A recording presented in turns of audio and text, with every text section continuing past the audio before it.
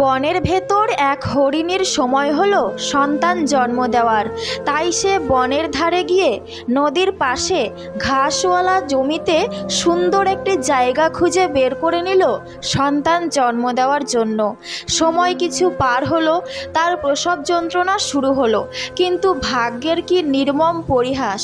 এ সময় হরিণীটির চারপাশে দেখা দিল নানা বিপদ। হরিণীটি যখন উপরে তাকালো, দেখলো ভয়ঙ্কর কালো মেঘে আকাশ ছেয়ে আছে। সে যখন জঙ্গলের দিকে তাকালো, দেখলো ঘন জঙ্গলে হঠাৎ দাবানল শুরু হয়েছে। এর মাঝে সে টের পেল তার সামনে এক ক্ষুধার্ত সিংহ তার দিকে এগিয়ে আসছে। তার পিছনে ফিরে দেখলো এক শিকারী তার দিকে তীর নিশানা করে আছে। নদীটাও ভীষণ খরস্রোতা। এখন সে কি করবে? দিশেহারা সময়টিতে দাবানল, নদীর স্রোত, ক্ষুধার্ত সিংহ আর নির্দয় শিকারী দিয়ে চারিদিকে ঘিরে আছে। হরিণীটি তাই চুপচাপ কিছুক্ষণ চোখ বন্ধ করে সৃষ্টিকর্তাকে স্মরণ করল। সৃষ্টিকর্তার উপর ভরসা রেখে সে সিদ্ধান্ত নিল সন্তান জন্ম দেওয়ার। বিপদ আপদ ঘটুক, সে বিশ্বাসী মনে চোখ বুজে সৃষ্টিকর্তার হাতে ছেড়ে দিল। সে অটুট রইল নিজের দায়িত্বের উপর। সাথে সাথে কিছু মিরাক্কেল ঘটল। কালো মেঘে ঢাকা আকাশে তুমুল ঝড় বৃষ্টি শুরু হলো। সেই সাথে প্রচণ্ড বজ্রপাতে শিকারীর চোখ অন্ধ হয়ে গেল। অন্ধ শিকারী তীর ছুঁড়ে দিল। সেই তীর হরিণীর পাশ কেটে সিংহের মাথায় আঘাত করল। তুমুল বৃষ্টির জলে জঙ্গলের আগুন নিভে শান্ত হয়ে গেল। হরিণীটি একটি সুস্থ ও সুন্দর শাবকের জন্ম দিল। আমাদের জীবনেও এরকম কিছু সময় আসে, চারদিক থেকে বিপদ, নিন্দা, হতাশা আর অসহযোগিতা চেপে ধরে আমাদের। কখনো কখনো এই খারাপ সময় এত শক্তিশালী মনে হয় যে আমরা পরিস্থিতির কাছে হার মেনে যাই। আত্মহত্যার কথাও চিন্তা করি, অথচ এটি ভুল। আর সেটা আমরা এই হরিণের গল্প থেকেই শিখে নিতে পারি। যখন হরিণীটির চারপাশে এত বিপদ ছিল, তবু জীবন মৃত্যু যাই আসুক, সে বিপদের আশঙ্কায় নিজের লক্ষ্য থেকে এক বিন্দু সরে যায়নি। সে তার কাজ অর্থাৎ সন্তান জন্ম দেওয়াতেই নিজের সব মনোযোগ দিয়েছে। আর তখন বাকি সব বিপদ আপদ সৃষ্টিকর্তা নিজে সমাধান করে দিয়েছেন। যখন হতাশা গ্রাস করে, নিজের উপর বিশ্বাস উঠে যায়, তখন সৃষ্টিকর্তার প্রতি অগাধ বিশ্বাস রাখবেন, জীবনের লক্ষ্যে স্থির থাকবেন আর কখনো লক্ষ্য থেকে এক বিন্দু পিছু পা হবেন না। তুমি বলেছিলে মানুষ কি করে বদলে যায়। আমি সেদিন মুচকি হেসে বললাম, প্রেমিক যখন প্রাক্তন হয়। তুমি কিছুক্ষণ চুপ থেকে বললে, আমি তোমাকে ছাড়া বাঁচতে পারবো না। আমি আবারও মুচকি হাসি দিয়ে বললাম, আমায় ছাড়া মরে গিয়েছো কবে? মেয়েদের কাছে টাকার থেকে একটা জিনিস বেশি প্রিয়, আর তা হলো সৎসঙ্গী। ভরসা তাকেই করো যে তোমার তিনটি জিনিস বুঝবে। নাম্বার 1, রাগের মাঝে ভালোবাসা। নাম্বার 2, মন খারাপি। নাম্বার 3, ছোট ছোট ইচ্ছে। পৃথিবীতে সবচাইতে অসহায় সে যে তার স্ত্রীর কাছে কখনো ভালো হতে পারে না। চেনা মানুষ যখন অচেনার মতো ব্যবহার করে, তখন বুঝবেন মানুষটা আর আপনার নেই। কখনো কারোর জন্য কাঁদবেন না, কারণ যার জন্য কাঁদবেন সেই আপনার মূল্য দেবে না। বিয়ে করতে হলে প্রতিষ্ঠিত হতে হবে কেন? মানিয়ে নেওয়ার মতো একজন হলেই তো জীবন সুন্দর। প্রতিষ্ঠিত করার দায়িত্ব তো স্রষ্টার। রক্তের সম্পর্ক ছাড়া কেউ যদি তোমার জন্য কাঁদে, তাহলে বুঝে নেবেন যে আপনাকে সে সত্যি ভালোবাসে। মানুষ ভালোবাসার মানুষ ছেড়ে তারা কিভাবে অপরিচিত মানুষকে বিয়ে করে, আবার একে অপরকে স্পর্শও করে। হুট করে আসা মন খারাপ করা জিনিসটা মারাত্মক বাজে জিনিস। ধুম করে সবাইকে বিরক্ত লাগা শুরু হয়। কারো সাথে কথা বলতে ইচ্ছে করে না, নিজেকে অসহায় লাগে। নিজের অবস্থা দেখে নিজেরই রাগ হয়। মন খারাপ হলে মনে হয় কোথাও কেউ নেই, কোথাও কেউ থাকে না। সাহিত্যের ভাষায় নারী হাসি খুশি থাকলে তাকে সুন্দর লাগে, আর রাগ করলে আরও বেশি সুন্দর লাগে, ঢং করলে নাকি মায়াবী লাগে। তাহলে নারীকে খারাপ লাগে কখন? সত্যি বলতে নারী পুরুষের জন্য বর সুন্দর করে সৃষ্টি করছেন। নিজেকে সবসময় আড়ালে রাখো। তুমি কখনো কারো কাছে নিজের সবটা প্রকাশ করে পুরনো হইও না। জানোই তো, জিনিস পুরনো হলে অবহেলা বাড়ে, আর নতুন থাকলে কৌতূহল বাড়ে।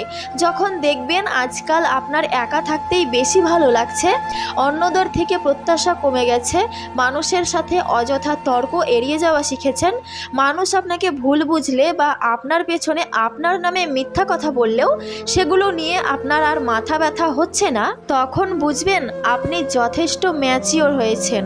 শুনেন, বাস্তবতা মেনে নেন, নিজের মতো থাকেন। আপনার নিজের না হওয়া মানুষটিকেও তার নিজের মতো থাকতে দেন। কল না দিলে, কল না ধরলে, মেসেজ সিন না করলে অভিযোগ করিয়েন না। ইভেন জোরও করার দরকার নেই, এইসব করেও লাভ হবে না।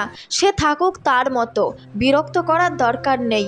আপনিও আপনার মতো থাকুন, চুপচাপ দেখতে থাকুন তার কাছে আপনার দরকার হয় কি না। চুপচাপ বুঝতে শিখুন আপনি তার কতটা প্রিয়। তোমারে ভালোবাসি এর মানে হলো তোমারে না পেলে মরে যাব না, কিন্তু তোমারে না পেলে আজীবন মেয়াদি যে আফসোসটা থাকবে সেটা অন্য কেউ দূর করতে পারবে না। আপনাকে পেয়ে যে মানুষটার চোখ থেকে আনন্দের অশ্রু ঝরে, সে মানুষটাকে কখনোই আপনার জীবন থেকে হারাতে দেবেন না। যে মানুষটা সারাটা জীবন কেবল একটু ভালোবাসার সন্ধানে সকলের দুয়ারে দুয়ারে ঘুরে ক্লান্ত হয়ে রাতে বিরেতে কেঁদে ফিরেছে, সেই মানুষটা আজ আপনার ছায়াতলে বাঁচার জন্য আশার আলো দেখতে পাই।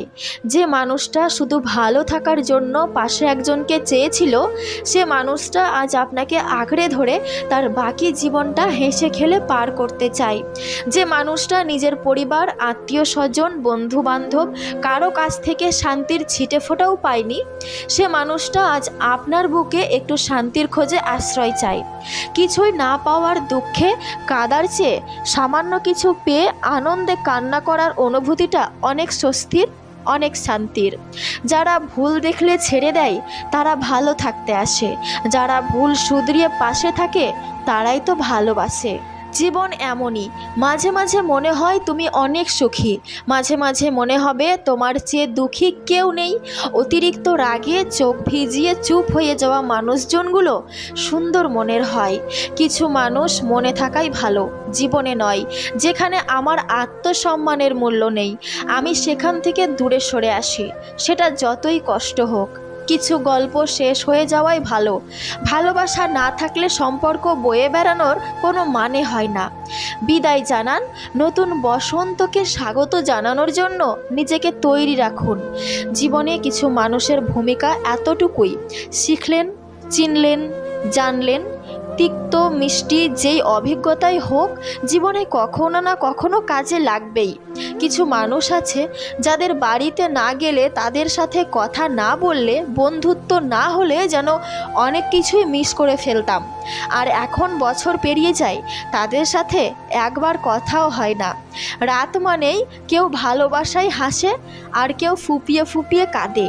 হতাশা হবেন না যখন আপনার পরিকল্পনাগুলো সফল হয় না। মনে রাখবেন, রব আপনার জন্য আরও উত্তম পরিকল্পনা করে রেখেছেন। বিয়ে তাকেই করো যার মধ্যে এই 3টি গুণ থাকবে: যার চেহারা থেকে মনটা বেশি সুন্দর হবে, যার পিতা মাতা ও বংশ পরিচয় ভালো, যে নিজ ধর্মের প্রতি শ্রদ্ধাশীল। ভালো মানুষ চেনার উপায়: নাম্বার 1, সত্যবাদী হওয়া।